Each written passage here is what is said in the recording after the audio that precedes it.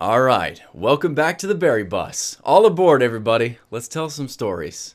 So last time, Trevor and I were in Vegas, and we had our fun. We did our gambling. I'd lost about $200, and we were done. We pulled off on this dirt road, and we stayed there for the night. Well, we wake up the next morning about 10 a.m., and this wasn't some nice, relaxing, let's get up and enjoy the day. There was a knock on my van. So I opened up the window and I was like, what the hell is going on here? And there's a forest ranger who's sitting there like, guys, you cannot be in the middle of the road. Look, there are pull-offs around. I know that they were all taken. You can't be here in the middle of the road. And he was kind of stern. He was like, I don't know. He seemed a little uptight about his position. He's like, there's a rest area right over there. You can just be in the parking lot there, you can't be here. And we're like, all right, not a problem. So the guy takes off and we're like getting up and getting ready. I'm brushing my teeth and everything. Not 10 minutes after this guy leaves, about 30 plus Jeeps roll up. 20 feet in front of us is where they park, and they are lined. It's like this army of Jeeps just all of a sudden shows up, and we're sitting there like, what the hell? What is going on here? So Trevor and I get into the van, and we head over to the rest area, and I go to the bathroom, and I come back out, and they're all just sitting there still. And I was so curious. I was like, what in the world is going on? There's Jeep after Jeep after Jeep after Jeep. There's a couple trucks, but it's mostly Jeeps. And everyone stops, gets out at the exact same time, and then starts walking along the road. They all got out and started checking their tire pressure, and now they're just sitting there. It's like a Jeep cult just showed up in the middle of the desert and is just sitting there. I don't know what the hell is going on. But that was really weird. I was like, we need to get the heck out of here. So eventually I got too curious and I walked over there. So here is the video of me explaining what the hell's going on. All right, guys, I had to know. So I walked over there and I started talking with a few of them. And I was like, so what the hell? What are you guys doing? And they're like, well, this road apparently leads to some sort of mountain range, and they all go up there, four-wheel drive vehicles. They all go up there. They show off their Jeeps to each other, and then they hit this peak up there.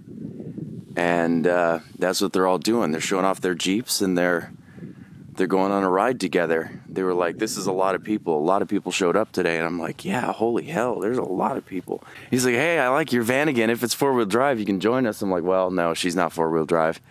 But cool that you guys do this. I thought you guys were like a Jeep cult. And this lady looks up at me and she's like, we are a Jeep cult. Yeah, rock on. And I'm like, oh, cool. And she's like, here, you're part of the clan now. And she gave me a Jeep duck. It's a cute little Jeep rubber duck. And some candies. So, yeah. They're a Jeep cult. That was so funny. I just walk up to these people and they're like, yeah, hey, if you want to come with us. And I was like, sorry, it's not four-wheel drive. I just wanted to make sure you guys weren't a Jeep cult. And the lady's like, we are. No, that's what we are. I was like, okay, here's your honorary Jeep duck. All right. So after we met up with the Jeep cult, we headed down back towards Phoenix, Arizona. And on the way, we see these giant rocks all stacked up. And they were all different colors. As soon as I saw it, I was like, we need to stop off for a second. I don't know what this is, but this is really interesting. So we stop off and we head into this little park. And it's called like the Seven Magic Mountains. Some artist had put this together after inspiration from some natural rock formations that just kind of happen out in the wild. And then also, too, there's like this meditative rock balancing thing that people do. I've seen them around, and that was the inspiration for this. And there were people everywhere. I didn't realize this, but this was something that people like came to see. There were buses, there were cars just showing up. Everyone's got their cameras. So I walked in with my camera and I'm taking photos. And I can't tell you how many people walked up to me and were just like, "Can you take a photo of me with this big rock?" And yeah, all right. If you guys want to know more about this thing, I took a photo of the plaque that explains it, so you can just pause the video right here and take a look. It was really interesting, and I was glad that we stopped. So Trevin and I get back in the van, and we're driving down towards Phoenix, Arizona for a couple of hours. As we're going, I started to hear this noise coming out of my van, and I didn't know what in the world was going on. There was this sputtering noise, and as I was sitting there kind of listening to it, and then Trevin mentioned it, and he's like, "What is that?" And I was like, "Yeah, I don't know. I haven't heard that before, and I'm not sure what the hell is going on." He goes, "It sounds kind of like a vacuum leak." So Trevin and I pull off the side of the road, and we open up the back hatch, and we're taking a look, and it looks like there is a vacuum cap missing. So we're like, okay, that's probably the issue. So we head into town. We found this little auto parts store, and we bought some vacuum caps, and we popped that thing on there. We tied it down, made sure it was all good, and we continued on the road. However, that didn't solve the problem, and we're sitting there like, what in the world is that sputtering? So we pull off the side of the road again, and we found the issue. All right, guys, another fun van break update. So last night we were driving, and while I was driving, I was hearing this sputtering noise coming from the back, and I motioned to Trevin, and he's like, "It sounds kind of like an exhaust leak." And I'm like, "Okay, well, let's go try to find it." So we get up underneath, and that header there is completely broken in half. Go ahead and wiggle that back and forth again. Really show them what the hell's going on. Oh, yeah, that's nice. Okay, so, yeah, not a problem, right? You have a Subaru Legacy, so just go to a pick and pull. Here's the deal. Whoever put that header on, what they did was they took the header, cut the ends off where they connect, flipped them around, because this thing's on backwards, and then welded them back together. So I would need an atom. And unfortunately, they don't sell pocket-sized atoms over at the Walmarts here in Arizona. So we're going to have to find a way to just fix that for now and continue on the way. So my exhaust header was cracked. Not cracked, broken in half. I don't even know how this happened, but we're sitting there looking at it like, okay, yeah, that makes sense. Now you might be thinking, okay, this is easy, right? You just go to a wrecking yard and pick up another exhaust header from a Subaru Legacy, and that's what we thought as well. When we're looking up pictures for the Subaru Legacy exhaust header and we realize the one that's on here, it's been customized. So the guy who had the van before me, what he did was he took the exhaust header off of the engine, cut the ends off, and then flipped them around and then welded them back on so that they would fit in the van. So what that means is I can't just go to a wrecking yard and pop a new one in because it wouldn't fit. I would have to do the same jerry rig here. So the best case scenario is maybe we go find ourselves a mechanic or maybe a metal fabrication shop, and maybe they'll weld it back into place. So I spent some time calling some shops, and as I would explain the issue, I don't think they got it in their heads right. They'd say, yeah, that might take me like 4 weeks to get to. You know, that sounds like kind of a larger project. And I'm like, it's not. Just weld the thing. That's it. You know, it's not hard. I just don't have a welder. So Trevin and I decide, let's get back into Phoenix, Arizona. We'll find ourselves a place to rest, and then we'll wake up the next day and see what to do. So we go into Phoenix, Arizona, and of course, we settle down at the Desert Donkey OHV. Of course we did. So the next morning, I get up and I call Adam, and I was like, hey, how would you feel about coming out to Arizona? And he's like, Arizona? No. I was like, so here's my situation, and I need some advice. Like, what can I do? And he said, honestly, I would stop calling places. What I would do is just go to the metal fab shops or, you know, go to the mechanic and show them. And then in that case, they'll be like, oh, okay, I see what it is, you know, and they'll probably do it right there on the spot. And I was like, okay, that's a good idea. So we found this little area in Phoenix where a lot of the mechanics shops were. And so we just drove over into there. The first shop we stopped at had a VW Bug sitting out in the driveway, and I was like, okay, that's perfect. So I walk up to the guy, and I was like, hey, I like your Bug here. Can I show you my VW? And he goes, sure. I was like, mine's technically not a VW anymore. Come check this out. And so I show him the header, and I was like, yeah, so I need to get this fixed. Is there any way you could weld this back together for me? And he goes, actually, yes, I can. The only thing is my welding guy doesn't show up until 5 o'clock. So if you guys don't mind waiting, otherwise, there's another shop, a couple warehouses down. Yeah, if you want to go there and see if they'll do it, otherwise just come on back at 5 o'clock. And I was like, okay, that sounds perfect. So we go 2 warehouses down and we meet these 2 guys who are working in this shop. And that's it. It's just these 2 guys, and I see that they have the frame of a car in there. And I show up, and they're instantly like, dude, nice van. And I was like, it is nice. However, I've got a problem. And so I show the lead guy, Keith, my issue, and he's like, oh, yeah, that's not a problem. I can fix that. I was like, so what do you guys do?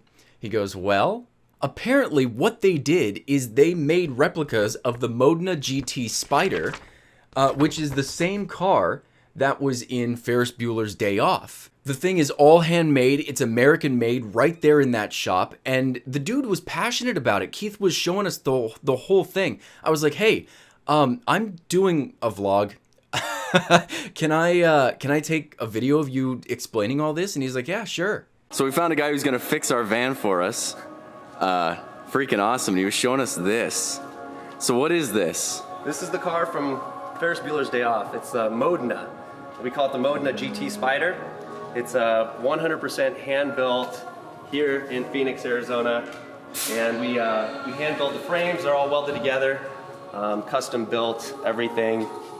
Beautiful. Is that the guts over there? Yeah, it's we've got 2 frames in process. One of the frames is done. We use a Ford V8. Makes about 600 horsepower, 600 torque, 7.5 liter.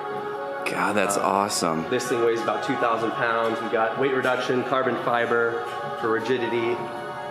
So it's a multi-piece mold. It's probably about 6 pieces that are all bolted together on a big rotisserie. And it's all hand laid up and pull it out of the mold. We're gonna get this into paint here soon. It'll get primer and then we'll do the nice, beautiful. Is it going to look exactly like Ferris Bueller's? Absolutely. Oh, that's awesome. The grill over here, this is all handmade. This is a mock-up of the grill. Oh, sick. Everything's handmade. Even the side vents here, these are all handmade. This is the parallelogram. Whoa. Polished out, all aluminum TIG welded. We use an English wheel to form the outside surround. So every part of this car is 100% handmade. It's pretty awesome. Wow. That is badass. The dude was passionate about this, and I asked him, how'd you get involved with this? And he had a hell of a story to tell.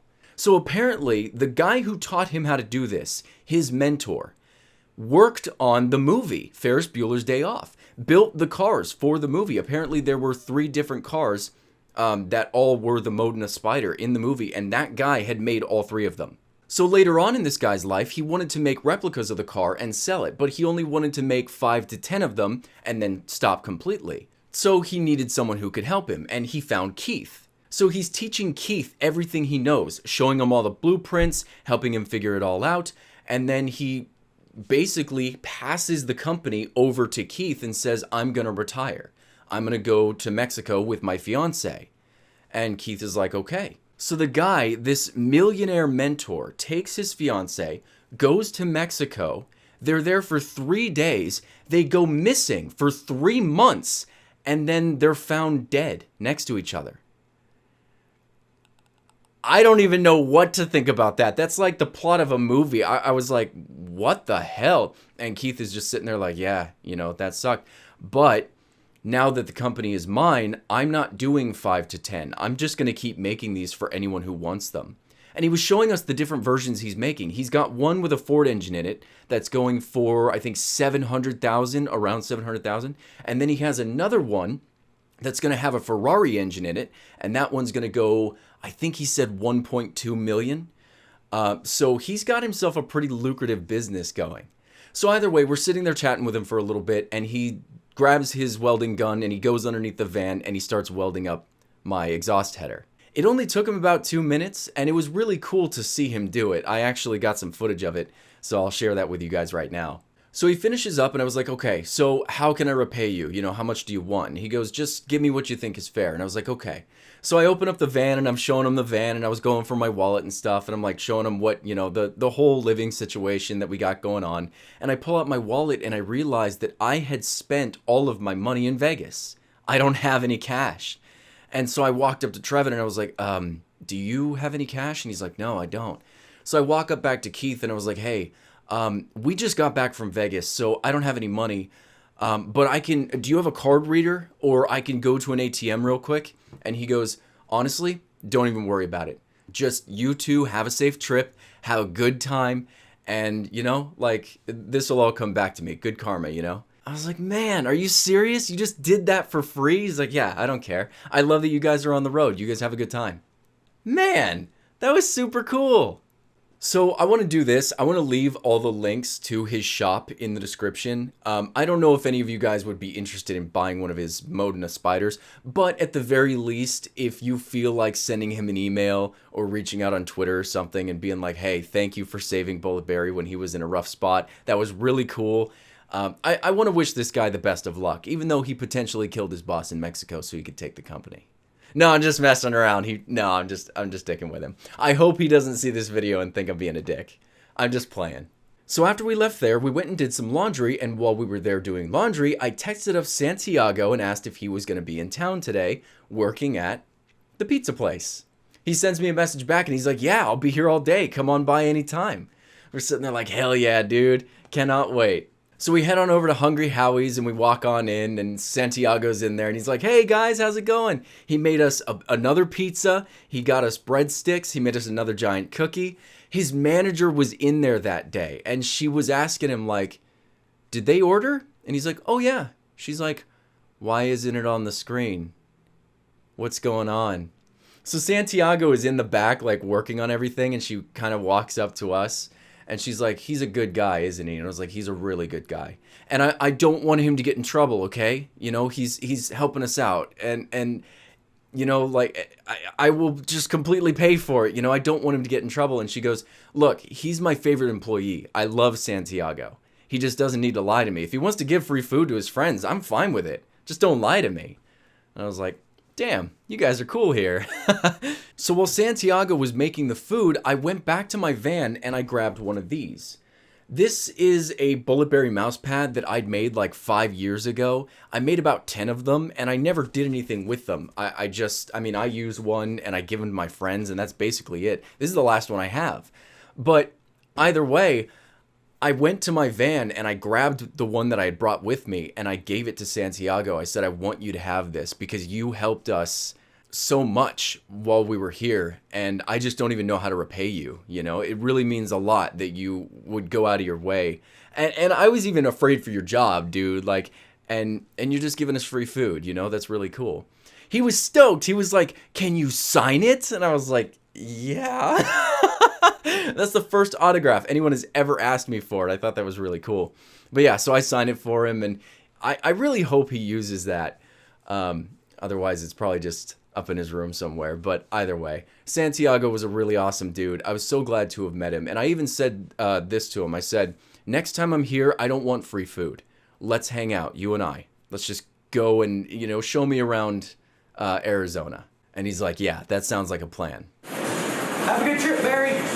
So we leave Hungry Howie's and we head for a Walmart because we had to go grab some supplies. I still hadn't picked up a chair since I burned Natasha's in that 10,000 degree spool fire. So we go in and we actually did find some chairs and we're walking through the store just kind of enjoying ourselves when this guy in a suit walks up to us and he looks over at Trevin and he says, hey, I like that shirt. And Trevin's like, hey, thanks. Yeah, I like your suit. He looks over at me and he goes, your shirt too. I like your shirt. Where'd you get that? Now, at the time, I was wearing my Breath of the Wild, this Legend of Zelda shirt, and this shirt had actually been given to me by Yanis in one of my PO unboxing videos. It's one of my favorite shirts. And so I told him that, and he's like, oh, very cool. Then he says, so where do you guys see yourselves in 5 years? And I'm sitting there like, oh my God, these Amway guys are everywhere around here. What the hell? So instantly I was just like, no, yeah, I'm definitely, I have a 5-year plan. I'm going to Vietnam. I already know what I'm doing. And Trevin was just like, yep, me too. Like, I know exactly what I'm doing. I've got these plans, and the guy's like, okay, that sounds cool. So he goes, yeah, by the way, I'm Ludzavon. You guys know Shawan, don't you? And we're sitting there like, what the hell? Yeah, we do. We were just hanging out with him the other day. How in the world do you know that? He goes, well, Shawan really liked you guys. He's been telling all the partners about you guys. He was talking about your energy. And when I saw you guys walking through the store, I knew it had to be Barry and Trevin. And I'm sitting there like, what? What the hell? That's insane. Ludzavon shook our hands about 7 million times and then just walked off into the sunset. And after he left, I looked over at Trevin and I was like, dude, our reputation precedes us. People are recognizing us because of the energy we give off in a store. That's insane. I thought that was really cool, and I sent Shawan a text. I was like, hey, we just met your buddy. And he's like, oh, yeah, I was telling everybody about you. After we got all of our supplies and these new chairs, it was finally time to start heading east. So Trevin and I just basically drove all that night until we were tired of it, and we pulled off on a dirt road and slept for the night. The next day was basically the same. We just got up and we drove for as long as we possibly could. At about 8 o'clock that day, we stopped off at a pilot and went to bed. And I was having nightmares in the middle of the night, which is very rare for me. And when I woke up, I was dizzy and I had a sore throat. I was starting to feel sick and I was like, oh, great. I probably picked something up in Vegas. It sucked. We drive all that day and we finally got into Texas. We went to this little place, this little town called Comfort, and we stopped in to go camping. There was this, on freecampsites.net, there was this nice little camp spot that we wanted to go to. So we show up there and we realize, yeah, it's a nice little camp spot, but it's not camping at all. There are a bunch of people with the really nice RVs, and then like right next to that is a tennis court. Behind that's a golf course. Like it was not camping at all. It was bring your house out to the wild and pretend you're camping with your big TV and your nice video games and stuff, which I'm not judging anybody, but I was sitting there like, where's the tent camping? And there was a tent camping area down the way, but you had to have a permit. You weren't allowed to just be there. And the fire pits were like lifted off the ground. It was all elegant. Either way, Trevin and I are sitting there looking at it like, yeah, that's not going to work. We're not going to be able to just sit here. And Trevin did not want to sleep in the front seat again. So we got back in the van and we headed towards San Antonio. We were just outside the city, and the next day we were going to finally go into San Antonio, Texas, and enjoy a brand new state that we'd never seen. And that's going to do it for today. Can you believe that we actually made it outside of Phoenix, Arizona? It was like everything pulled us there. The Desert Donkey OHV kept pulling us there. Everything kept breaking down over there. The steering wheel, the brakes, my exhaust header breaks in half. It was like my van wanted to be trapped there. And it was really nice to finally be out of there. As much as I love Phoenix, it was nice to leave. But again, that's going to do it for today. Thank you guys so much, and I'll see you in the next road trip.